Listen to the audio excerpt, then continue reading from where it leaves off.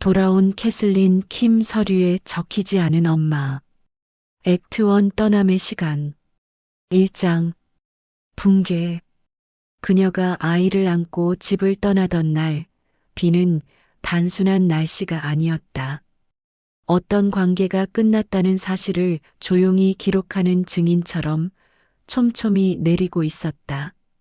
그날까지 그녀는 며느리였고, 아내였고, 한 아이의 엄마였다. 그러나 현관 앞에서 그 모든 이름이 한꺼번에 잘려나갔다. 시어머니의 손이 갑자기 담요 끝을 잡아챘다. 아이는 우리 집 사람이야. 넌 이제 아무 관계도 아니야. 말은 비보다 먼저 떨어졌고 집안에서 다가온 손들이 그녀의 어깨를 천천히 그러나 확실하게 밀어냈다. 짧은 몸싸움의 끝에 아기의 체온은 담요째로 품에서 뜯겨나갔다. 손바닥에 남은 것은 살결이 아니라 부재의 온기였다. 울음이 나오지 않았다. 울면 무너질 걸 너무 잘 아는 사람처럼 그녀는 숨을 삼켰다. 잔인한 건 아이를 빼앗긴 일만이 아니었다. 더 깊은 칼날은 법적으로도 엄마가 아니라는 사실을 확인하는 순간 찾아왔다. 주민센터 창구에서 직원은 모니터만 보고 말했다. 이미 출생신고 완료입니다. 부모 기재되어 있어요. 정정하려면 가족 동의가 필요합니다. 그녀는 조용히 물었다. 저는 엄마가 아닌가요? 서류상으로는 그렇습니다. 판결 같은 문장이 비에 젖어 떨어졌다. 그녀는 그제야 알았다. 이 싸움은 지금 할 수 없다는 걸. 지금 해야 할 일은 살아남는 것. 복수가 아니라 복권. 이름을 되찾기 위한 싸움은 나중에 돌아올 힘을 만든 뒤에. 비에 젖은 길 위에서 그녀는 고개를 들었다. 버려진 게 아니라 돌아오기 위한 첫걸음 밖으로 밀려난 것이라고 스스로에게 말했다. 2장. 결단. 고시원 복도에는 눅눅한 수건과 라면 스프 냄새가 섞여 있었다. 그녀의 하루는 일하고 버티고 그리고 다시 버티는 일로 나뉘었다. 새벽 라디오 경제 뉴스를 받아 적는 시간이 유일하게 미래가 존재하는 순간이었다. 공책 맨 앞장엔 한 문장이 적혀 있었다. 살아남자. 그리고 돌아가자. 기도도 선언도 아닌 다음 날을 살기 위한 근거 같은 문장이었다. 옆방 아주머니는 늘 이번 달만 넘기면 된다고 말했지만 한 달은 다음 달을 데리고 왔다. 남는 것은 이자와 변명뿐이었다. 어느 날 아주머니는 방을 비우고 사라졌다. 남은 건 부서진 가방과 미안해요 라는 종이 한 장. 그녀는 종이를 접어 쓰레기통에 넣었다. 가난은 죄가 아니지만 빠져나오지 못하면 죄가 된다는 걸 배웠다. 그녀는 점점 돈보다 기록이 중요하다는 것을 알았다. 돈은 사라지지만 기록은 남는다. 기록이 남으면 언젠가 증명할 수 있고 증명할 수 있으면 반격할 수 있다. 밤마다 계단을 오르내리며 그녀는 마음속으로 시간을 계산했다. 1년 안에 떠난다. 3년 안에 서류를 되찾는다. 10년 안에 아이를 다시 부른다. 허황돼 보여도 계획이 없는 사람은 불행을 기다리는 중일 뿐이었다. 3장. 이별 그리고 출국. 세상은 아무 일도 없던 것처럼 굴었다. 그러나 그녀는 조용히 결심했다. 카페 테이블을 닦던 손을 멈추게 한 남자의 질문이 모든 것을 바꿨다. 당신 이 일 좋아하나요? 그의 이름은 마이클. 그는 약속을 쉽게 하지 않았다.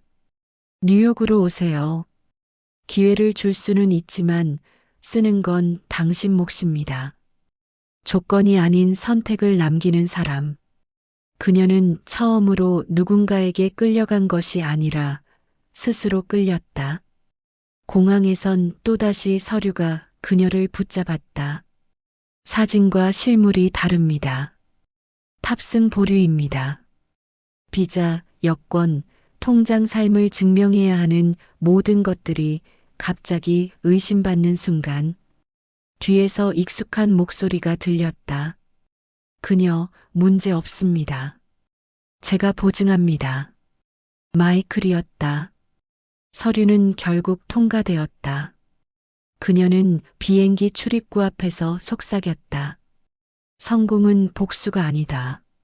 성공은 엄마라는 이름을 되찾는 일이다. 한국을 떠났다. 엄마가 아니게 된 나라를 뒤로하고 다시 엄마가 될 가능성만을 품고 액트 2 성장과 성공, 그리고 선택의 시간. 4장 생존의 기술. 뉴욕의 공기는 차갑고 사람들의 눈빛은 뜨거웠다. 각자가 살아남기 위해 몸을 기울이고 숨을 새고 미래를 흘리지 않으려 애쓰는 도시. 그녀가 처음 일한 곳은 세탁소였다. 워크 패스트, 돈트 싱크. 그러나 그녀는 생각하지 않으면 살아남을 수 없다는 걸 알고 있었다. 하루 달인 셔츠 수, 카드 결제 비율, 사장에게 돌아가는 순이익 숫자를 적었다. 숫자는 언젠가 증거가 된다. 증거가 있으면 말할 수 있고 말할 수 있으면 더 이상 이용당하지 않는다. 사장은 임금을 밀린 채 사라졌다. 침묵은 곧 체념이 되었지만 그녀는 직원 노트를 모아 장부를 정리했고 숨겨진 부채 기록을 찾아냈다. 처음으로 보이는 숫자를 가진 직원들은 고개를 들었다. 당신 왜 이렇게 정확해요? 그녀는 말했다. 돈을 잃지 않으려면 먼저 손실을 보는 감각을 알아야 해요. 그녀는 옷을 다린 게 아니라 생존의 기술을 다듬고 있었다. 밤마다 도서관에서 회계, 리스크, 금융 범죄 사례를 읽었다. 모르는 단어를 적고 다음날 실전에서 그 단어를 체험으로 바꿨다. 공부는 이론에서 실전으로 가는 게 아니라 실전에서 이론으로 돌아오는 과정. 3년 뒤 그녀는 일하는 사람이 아니라 계산할 줄 아는 사람이 되어 있었고 그때 마이클이 말했다. 기록 말고 이제 숫자를 굴려볼 생각 없나요? 생존은 살아남는 법에서 움직이는 법으로 진화했다. 5장 월가의 문을 두드리다. 마이클은 문을 열어줄 뿐 들어갈지는 그녀의 선택이었다. 그녀가 들어간 곳은 번쩍이는 빌딩이 아니라 리스크 분석 보조 인력이 모인 지하 사무실. 여기서 사람들은 돈을 굴리기 전에 돈이 사라지는 경로를 분석했다. 폭락의 전조, 유동성 공백, 투자 심리의 왜곡 숫자보다 먼저 흔들리는 것은 사람의 마음이라는 사실을 배웠다. 사람들은 프라펫을 말했지만 그녀는 리스크를 먼저 배웠다. 돈을 버는 법보다 잃지 않는 법을 먼저 배우자. 회의실에서 그녀의 의견은 이름 없이 회람되었지만 한 문장이 판을 바꿨다. 이 사람은 이 상품을 견딜 심리 상태가 아닙니다. 숫자보다 강한 한 줄. 고객은 폭락장을 피했다. 회사는 우연이라 했지만 마이클은 직관이 아닌 경험이라 했다. 처음으로 그녀의 이름이 회의록에 남았다. 돈은 숫자가 아니라 사람의 마음을 기반으로 흐른다. 신뢰가 없으면 투자도, 관계도, 인생도 유지되지 않는다. 6장 폭락의 밤 그리고 증명. 2008년 월가는 돈 냄새가 아니라 불안의 냄새로 가득했다. 사람들은 차트보다 서로의 표정을 먼저 확인했다. 그녀는 본다. 시장은 숫자보다 심리가 먼저 무너진다는 것을. 한 고객이 전화를 걸었다. 전부 팔아주세요. 더 떨어지면 못 버텨요. 그녀는 모니터가 아니라 그의 숨소리를 들었다. 지금 결정하시면 이건 손실이 아니라 포기입니다. 시장이 무너진 게 아니라 당신이 먼저 무너집니다. 그녀는 버티는 용기가 아니라 버틸 수 있는 구조를 먼저 설계했다. 당신이 잠들 수 있는 수준까지만 줄이세요. 투자는 숫자가 아니라 수면입니다. 그 상담은 기록되지 않았지만 그 고객은 나중에 말했다. 내 돈이 아니라 내 삶을 지켰어요. 그녀는 적었다. 실력은 위기에서 증명된다. 신뢰는 위기를 통과한 사람만 가진다. 서랍엔 한국에서 쓰던 공책이 있었다. 살아남자. 그리고 돌아가자. 이제 그 문장은 꿈이 아니라 시간표가 되었다. 액트 트리 귀환과 회복의 시간. 7장. 귀국 그리고 재회 직전. 30년 만에 밟은 인천공항의 바닥은 기억 속 냄새와 같지 않았다. 사람들의 속도와 언어의 결도 달라졌다. 그러나 변하지 않은 것이 하나 있었다. 나는 돌아왔다. 빼앗긴 이름을 되찾기 위해. 그녀는 화려한 귀국을 하지 않았다. 그녀가 가져온 것은 부가 아니라 증명된 신뢰였다. 그녀는 회사를 세웠다. 화려한 간판 대신 한 줄 슬로건. 우리는 수익보다 수면을 보장합니다. 프라펫 이즈 아프셔널. 트러스트 이즈 맨더토리.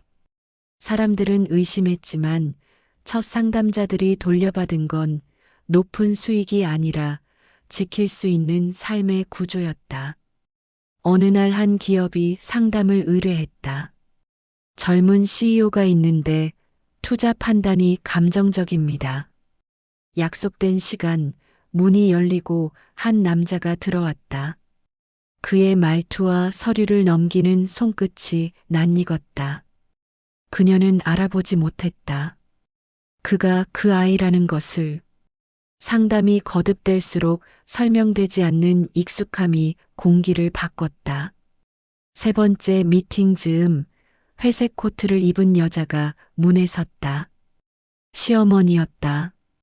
누구도 과거를 먼저 말하지 않았다. 그러나 방 안의 공기는 오래된 이름 하나로 바뀌었다. 민준. 발표 전날 밤 팀이 퇴근한 회의실에서 그녀는 문틈, 비, 손, 담요, 닿지 않았던 마지막 거리를 조용히 꺼내놓았다. 변명 없이, 꾸밈 없이. 말이 끝났을 때 남은 것은 침묵이었다. 그러나 그 침묵은 무겁지 않았다. 창가의 표정엔 세 가지 의미가 있었다. 오늘 말해줘서 고맙습니다. 너무 늦지 않았습니다. 조금 더 시간이 필요합니다. 8장 남김, 감정, 리스크, AI 공개. 이상한 현상이 생겼다. 높은 수익을 약속하지 않아도 사람들은 더 멀리서 찾아왔다. 그들이 원한 것은 한 번의 대박이 아니라 무너지지 않는 삶의 구조. 상담 테이블에서 그녀는 늘 같은 질문으로 시작했다. 얼마까지 잃어도 잠이 오시나요? 오랫동안 손으로 기록해온 감정, 리스크 노트는 어느 날 시스템이 되었다. 수익률 곡선이 아니라 심리의 변곡점을 찾아내는 도구. 시장 뉴스보다 빠르게 흔들리는 사람의 공포에 먼저 반응하는 진단. 그녀는 이 도구를 독점하지 않았다. 팀과 모델을 다듬고 변수를 줄이며 설명 가능성을 높인 뒤 누구나 접근 가능한 AI로 풀었다. 그녀가 만든 AI는 수익률을 예측하지 않는다.